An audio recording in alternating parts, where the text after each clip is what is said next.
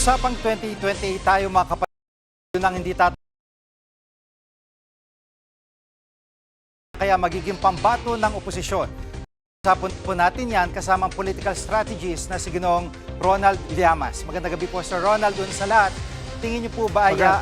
Magandang gabi, G. Yes sir, tingin niyo po ba ay final na at wala na talaga magpapabago sa desisyon ni Mayor Leni sa kanyang desisyon po na huwag tumakbong Pangulo? Well, una, 2 taon pa, Jiggy, bago yung May 2028 elections. No? Ikalawa, ay hindi naman nakakagulat yung interview ni former Vice President Leni Robredo dahil narinig na siya sa several interviews on the same topic na sinabi niya na hindi siya tatakbo. Ikatlo, ang mahalaga rin kung saan siya in-interview. Ito kasi ay in-interview siya sa isang local teleradyo channel na basically ang audience niya ay mga tiga-Naga. Parang ang sagwa naman, nakaka-1 taon ka pa lang bilang mayor, ay bigla ka na magsasabi na iiwanan mo na yung syudad kung saan ikaw ay binoto bilang mayor. No? Kaya kung makikita mo yung difference dun sa interview niya 2 weeks ago kay Bernadette Zambrano on national television, medyo iba yung kanyang tono. Bagaman ang sabi rin niya na hindi siya interesado, medyo open-ended yung kanyang sinabi tungkol sa pagtakbo. Kaya marami pang posibleng mangyari, Jiggy, dahil 2 years pa from now. Apo, at sa ngayon ho ba anong nakikita nyo sa oposisyon? Sila ba'y baga nag-organize pa rin o medyo may forma na po? Tingin ko merong prosesong dinadaanan yung pink-yellow opposition, no? Yung tawag nila ay tunay na democratic opposition. May dinadaanan sila ng proseso para mamili ng isang standard bearer. No? At saka ang alam ko, later this year ay mag-a-announce sila. Whether that will be Risa Hontiveros, Bam Aquino, or kung mag-o-open si Mayor Leni Robredo, ay pwede siyang makasama dyan sa unifying candidate ng tawag natin na mga pink-lawan democratic opposition. Yan nga, no? Kung sa tingin nyo po, halimbawa lang, hindi talaga si Mayor Leni kumasa sa pagkapangulo, nabanggit nyo Bam or Risa Hontiveros, may iba pa po ba mga pangalan kayong nakikita? For now, yung dalawa lang. No?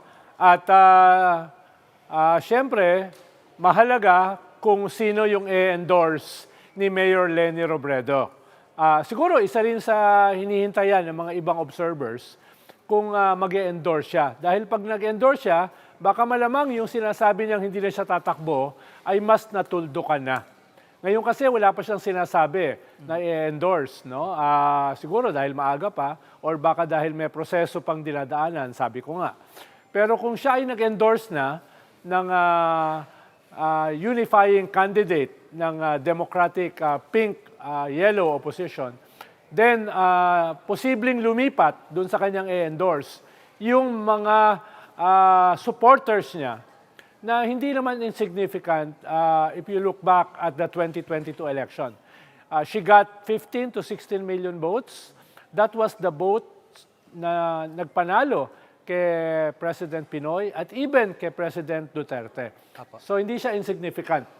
At itong mga botanteng ito ay definitely hindi lilipat yan kay Sara Duterte. Apo, at sa tingin nyo ho, bilang political strategist, ano nakikita nyong game plan ng administrasyon? Makikipagsanib kaya sila sa oposisyon o kaya po meron silang sa ngayon ay inaalaga ang secret candidate?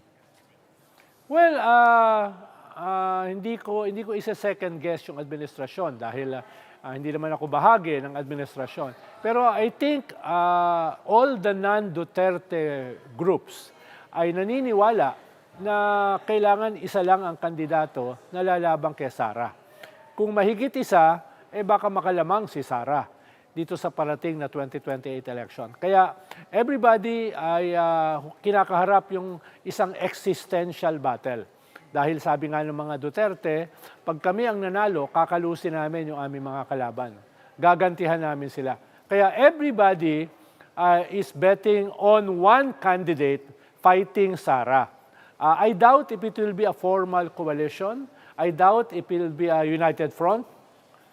Possibly ay isa tong informal agreement na isa lang ang tatakbong kandidato at hindi na magpapatakbo ang iba. Opo. At ano sa tingin niyo po itong napabalitang Plan B na si Mayor Baste ang pwedeng lumaban kung sakali pong matapos yung impeachment trial ni VP Sara? Well, syempre, for the Dutertes, kung sakaling may impeach si Sara at hindi na siya pwedeng tumakbo sa kahit anong posisyon, then they have to look for another Duterte. Because the brand is basically a Duterte brand. Mahirap kung kukuha sila ng hindi Duterte dahil baka hindi dumikit yung Duterte brand sa kandidato na yan. Kung hindi siya kamag-anak ng mga Duterte. Kaya that's understandable. Pero hindi ganun kadali na ipasa yung mantel ng leadership kay Baste dahil hindi pa masyadong tested si Baste on the national stage. Pinatakbo nga siya as vice mayor dahil parang uphill kung siya ay tatakbong mayor. Kaya si Digong pa rin ang tumakbo na mayor, kahit siya ay dati ng presidente.